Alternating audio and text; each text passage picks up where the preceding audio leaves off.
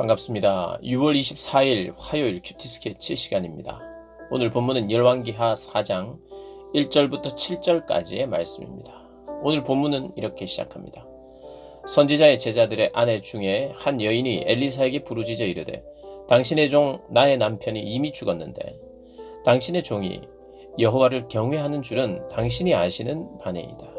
이제 빚진 사람이 와서 나의 두 아이를 데려가 그의 종을 삼고자 하나이다 하니. 오늘 본문은 선지자의 한 아내가 엘리사 선지자를 찾아와서 하소연을 하고 그 하소연을 듣고 하나님의 기적을 베푸는 그런 사건입니다. 내용은 금방 읽었듯이 여인에게 두 아들이 있었고 자기의 남편은 선지생도예요. 오늘로 말하자면 신학생입니다. 신학생이 선지생도로서 그렇게 생활을 하는데 그렇게 부유하게 살지 못했겠죠. 근데 거기에다가 빚도 진 것 같아요. 아파서 죽게 되었는지 사고로 죽게 되었는지 정확하게는 모르지만 선지자 생도로 신학생으로 그렇게 자녀까지 두면서 겨우겨우 먹고 살았고 빚은 늘어갔고 했던 그런 가정이었던 것 같습니다. 그런데 남편이 죽고 빚을 갚을 방도가 없어서 결국에는 채주가 찾아와서 아들을 노예로 종으로 데려가려고 하는 것입니다. 이때만 해도 그렇게 돈을 갚지 못할 경우에 6년 동안 7년째는 이제 안식년으로 풀어주니까 6년 동안 그렇게 종으로 살면서 그걸 갚아야 하는 그런 이제 법이 있었죠.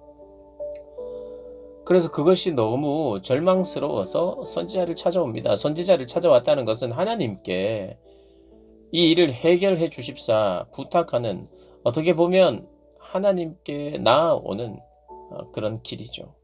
선지자의 대답이 무엇이냐 하면 2절에 엘리사가 그에게 이르되 내가 너를 위하여 어떻게 하랴? 네 집에 무엇이 있는지 내게 말하라. 엘리사가 물론 하나님이 주신 말씀일 겁니다. 먼저는 너에게 있는 것이 무엇인지를 묻습니다. 물론 아무것도 없습니다. 돈 되는 게 없어요. 작은 기름병 하나 있는데 기름 한 그릇 외에는 없다. 가진 것이 없는 것이죠. 근데 굳이 그것을 물어봅니다. 왜 물어봤는지 정확하게 본문이 설명하진 않지만 우리가 추측할 수 있는 것은 있죠. 뭐냐면 하나님은 기적을 베푸실 때 나의 현재를 보게 하십니다. 나는 지금 어떠한가? 감당이 안 되는 거죠. 감당이 안 되는 인간의 한계를 먼저 보게 합니다. 그러면서 동시에 그것을 채우실 수 있는 분은 하나님이시라는 것을 알려주기 위하여 네가 가진 그 작은 것이라도 내가 그것을 통해서도 너를 채울 수 있는 분이라는 걸 가르쳐주고 계세요. 또 한편으로는 나에게 있는 가장 작은 것 같아 보이는 그것으로 일할 수 있도록 순종을 요구하세요. 네가 가진 것이 그것이냐? 그러면 이웃에게 가서 이 그릇을 빌려와라. 기름을 담을 그릇을 빌려오라는 거예요. 조금 빌리지 말고 충분히 많이 빌리라고 말합니다. 그래서 엘리사의 이야기를 하나님의 음성으로 듣고 순종합니다.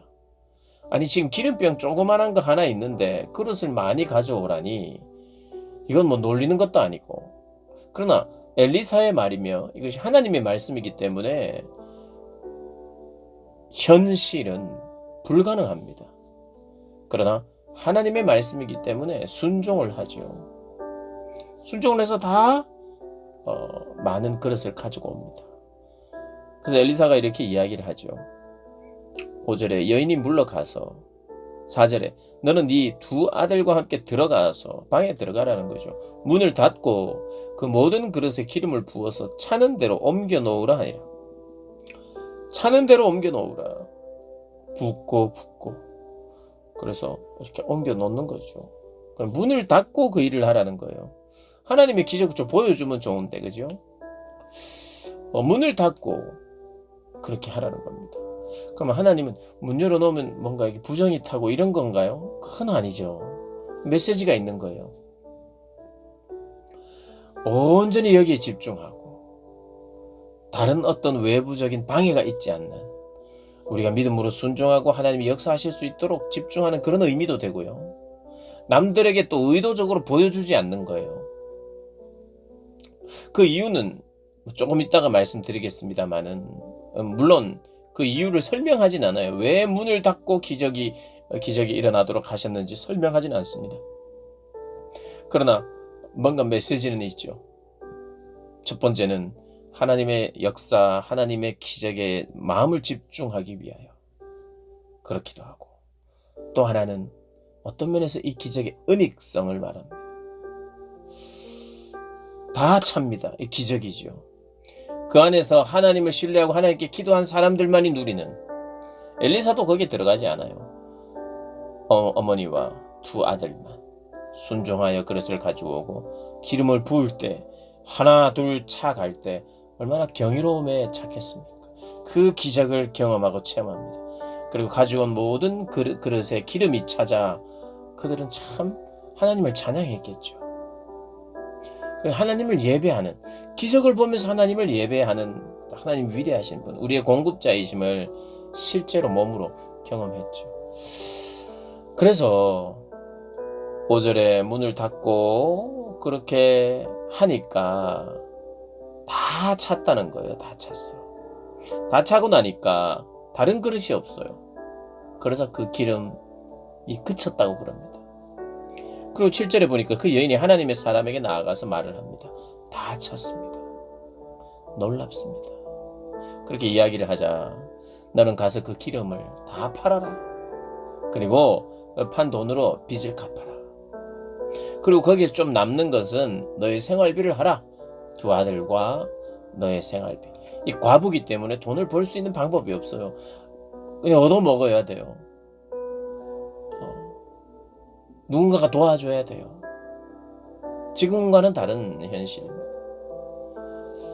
이것을 보면 일단은 7절에 보면 생활비를 아주 넉넉하게 쓸 생활비는 아니었던 것 같아요. 그리고 그것은 또 결에 맞지 않아요. 이 시대가 우리가 이제 쭉 살펴본 흉년입니다. 먹을 게 많이 없어요. 선지생도의 삶도 그렇게 부유하거나 넉넉하지 않았죠.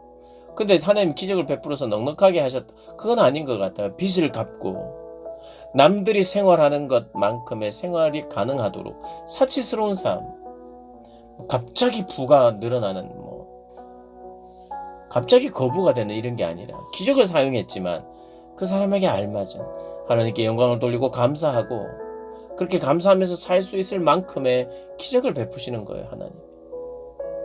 그러면서 문을 닫고 하라는 것은 너희들이 경험하고 이것이 이 기적으로 말미암아 다른 이들을 마음껏 나눠줄 수 있는 것이 아니라 우리의 빚을 갚고 우리가 생활할 생활비 정도를 주시는 하나님의 기적이면 이것은 그들끼리만 아는 것이 더 좋지 않을까. 물론 하나님이 일하셨습니다. 나의 빚을 갚았습니다. 간증하고 이런 것이 필요하죠. 왜냐하면 우리 가정 가운데 임하신 갚아주신 하나님 이런 거 다 찬양하고 기도하고 또 간증하고 하나님을 자랑하고 다른 이들에게도 그런 하나님을 전하는 것, 그것 때문에 우리는 간증해야 합니다. 그런데 문을 닫고 하나님 역사하고 오히려 이런 것은 남이 몰라야 되는 것은 아니죠. 그러나 확 드러내놓고 하나님이 그럴 것 같으면 그걸 미리 보여주면 되는데 문을 닫고 하게 하신 걸 보면 우리 삶 속에 기적들이 있죠. 근데 그것이 나의 필요를 채워주는 기적인 것 같은 경우에는 이게 자칫하다가 우리가 좀 조심해야 하는데 한편으로는 사람들이 와, 그 기름병 어떤 거야?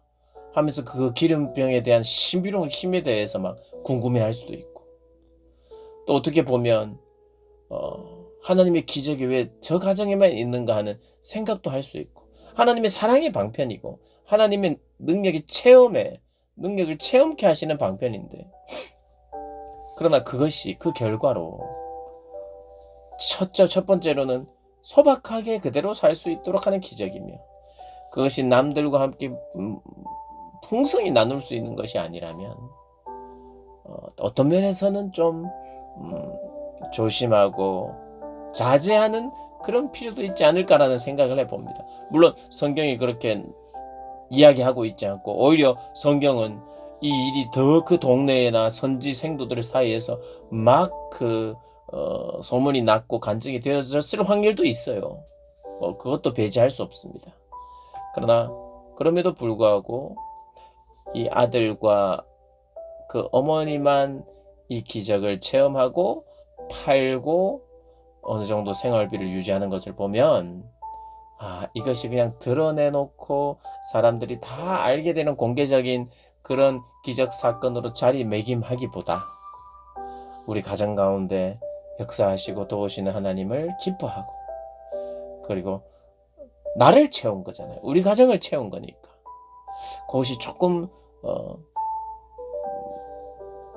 나누어 함께 나누고 누리지 못한 것이라면 비밀은 아니지만 지혜롭게 잘 간직하는 그런 것도 필요하지 않을까라는 걸 문득 문을 닫고 기적을 베푸시는 것을 보면 그렇지 않는가 하는 생각이 듭니다. 그리고 다른 기적들은 다 공개적이었어요. 공동체 안에 물이 막 내일 나오는 본문입니다만, 거기에서는 공개적으로 다 역사가 나타나죠.